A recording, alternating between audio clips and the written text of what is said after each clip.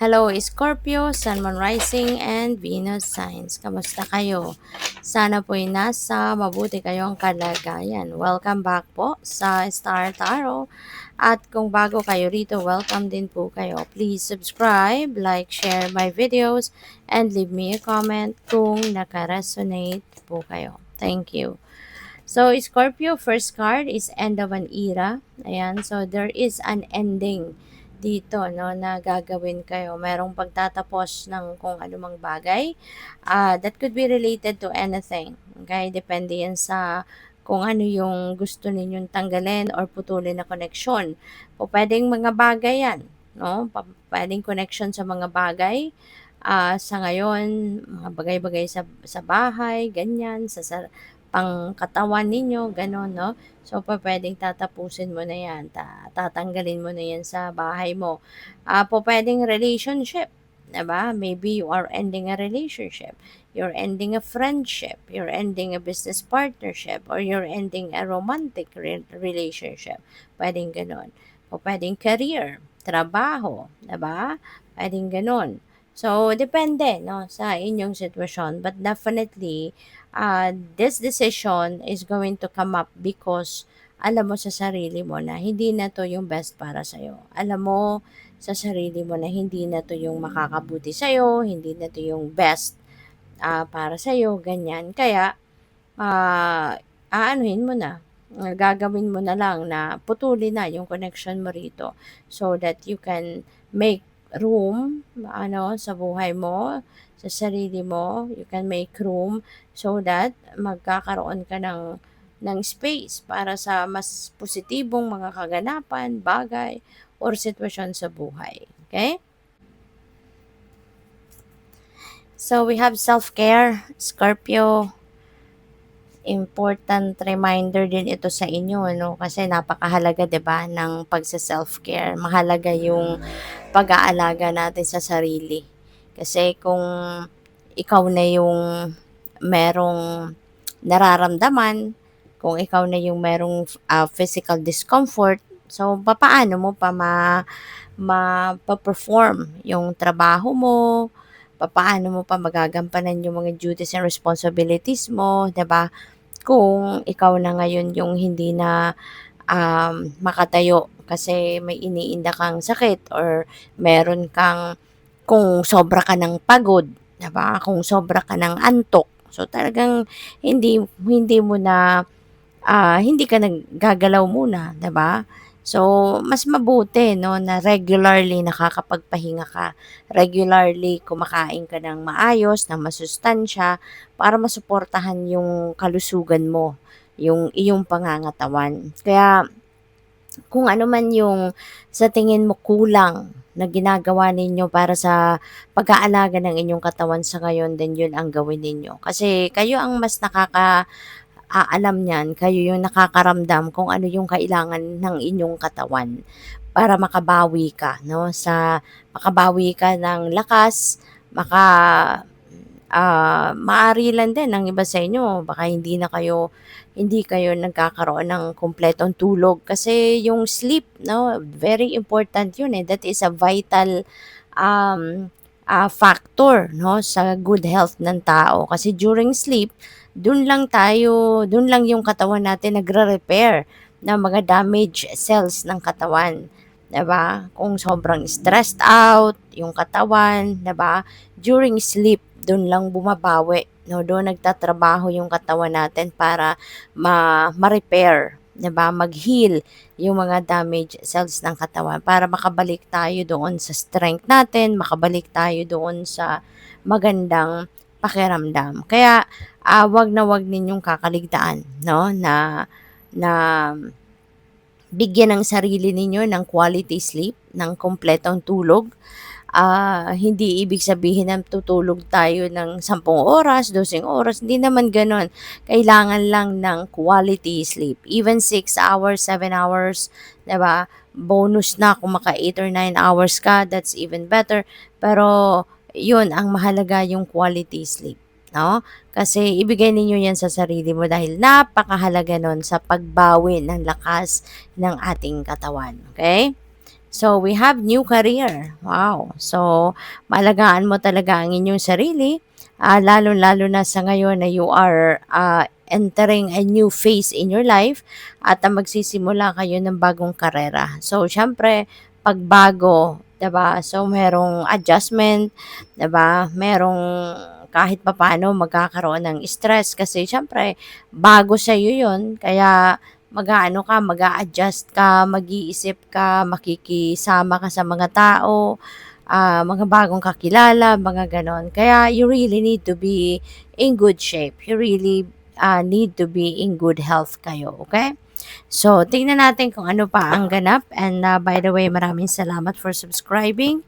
And if you haven't subscribed yet, subscribe na kayo. And also, maraming salamat din for not skipping the ads. Malaking bagay yan sa akin. And also, please click the join button sa baba ng video kung gusto po ninyo na mag-join kayo sa membership.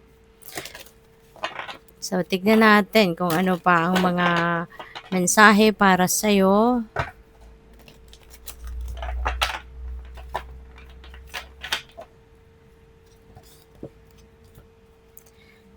So, we have ego.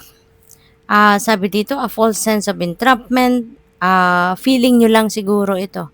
No? Maaring you're feeling, pakiramdam nyo lang, you're stuck to something. Pero in fact, hindi naman talaga. Maaari din ang iba sa inyo rito nagne-negative thinking, no?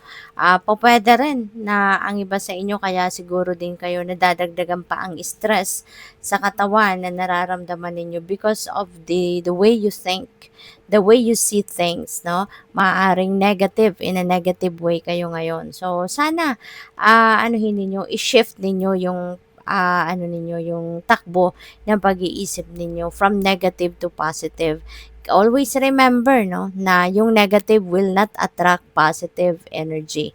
Okay? Kaya kung in negative ang lagi ninyong iisipin, siyempre, ang dadating na mga sitwasyon sa buhay mo, negatibo din. 'Di ba? Kasi yun ang laman ng isip mo, yun ang kung anong klase ang energy mo, yun din ang mamamagnetize mo. Yun din yung maa-attract mo sa buhay mo. Kaya kung negative ang iniisip mo, so most likely talagang hindi din mga magagandang sitwasyon ang pupuwedeng dumating sa buhay mo. Kaya mas maganda na kapag alam ninyo na negatibo yung pumasok sa isip mo, baguhin mo agad yun, baliktarin mo agad. Mas isipin mo kung ano yung positibo para na magagandang bagay, magagandang sitwasyon, magagandang at may magandang loob at mabuting tao ang maa-attract mo towards you, yung mga gano'n, no? Kasi eventually kung anong laman ng isip natin, yun ang mangyayari, 'di ba, sa buhay natin. Yun ang dadating, yun ang may experience natin sa ating 3D reality. Kaya as much as possible, 'di ba, kung negative ang iniisip mo, baliktarin mo agad yun, no? Kung aware ka, kasi minsan din may mga iniisip tayo na unaware tayo, 'di ba? Kung negative ito or positive ito. So, kaya kapag aware ka na negatibo yung naisip mo, baliktarin mo agad yan into something positive. Okay? Para hindi na mag-attract ng kung ano pang hindi mabuti ang iniisip mong yan. So, oh by the way, retirement. Dapat pala dito na eh. But eto yun ang doon ako ginaid ng kamay natin. So, retirement, baka ang iba sa inyo sa ngayon magra-retire na or baka retired na nga ang iba sa inyo. Kaya siguro sa ngayon dahil kung retired na kayo, so mas magandang focus na kayo doon sa sarili ninyo. Kasi dati, 'di ba, kung may trabaho pa kayo, busy kayo sa pag-aasikaso sa inyong career, sa inyong paghahanap buhay, kaya minsan napupunta yung pagse-self-care sa pinakadulo na ng inyong priority list, 'di ba? Kaya ngayon na kung retired na nga kayo, 'di ba? So makakapag-focus na kayo ngayon lalo sa sarili ninyo. Yung well-being naman ninyo ngayon ang asikasuhin ninyo, doon naman kayo ngayon bumawi para na mas ma-enjoy nyo pa ng mas mahabang panahon pa yung mga bagay na gusto pa ninyong gawin, gusto pa ninyong ma-experience. Ito na yung time ninyo para sa sarili ninyo. 'di ba? Kaya self-care ang gawin ninyo para, na mas lalo pa kayong maging vibrant, maging radiant, 'di ba? Mas maging blooming, kayo ngayon, 'di ba? Kasi wala ng stress. Wag niyo nang stressin ang sarili ninyo kasi ngayong nasa retirement years na kayo, para sa iba sa inyo ha, nasa retirement years na kayo, ito na yung time para yung sarili niyo naman ang uunahin ninyo. Kaya i-enjoy ninyo, enjoy life, enjoy what you have right in front of you. Kasi deserve mo naman na kumalma na ngayon. Deserve nyo naman na maging masaya, 'di ba? Na wag mo nang isipin ang stress, wala ka na dapat na pagkaka-stressan kasi wala ka ng araw-araw na obligasyon na talagang dapat maaga kang gigising kasi pupunta ka pa sa trabaho, ganyan. So, ngayong nasa retirement years na kayo, i-enjoy nyo na yon. So, what else? We have the Emperor. Ayan, so maganda. Si Emperor kasi stability ito, no? So, maaari na sa ngayon, pwede din yung bagong career ng iba sa inyo rito, Scorpio. Ito na yung magiging yung parang makakonkretize nyo na ngayon ang inyong source of income, pwedeng makapag-lay na kayo ng solid foundation ngayon sa inyong financial future, kasi pwede na yung bagong career na to, ay ito yung magdadala sa iyo ng continuous inflow of abundance, 'di ba? Maaring maganda ito. Ito kumbaga yung pupuwedeng matibay na meron ditong matibay na ano na kayo, na source ng inyong kaperahan. Kaya pupuwede na kayong makapag-establish ng inyong financial security and stability sa ngayon. Pupuwede kasi na may promotion dito, pupuwedeng mas mataas ngayon yung posisyon ninyo sa trabaho. So, therefore, mas mataas din ang amount of money na maiuuwi ninyo, something like that, 'di ba? Kaya good luck sa'yo kasi magiging maluwag-luwag na ngayon, no, ang inyong pangkaperahang aspeto. Thank you for watching. Love and light. Namaste.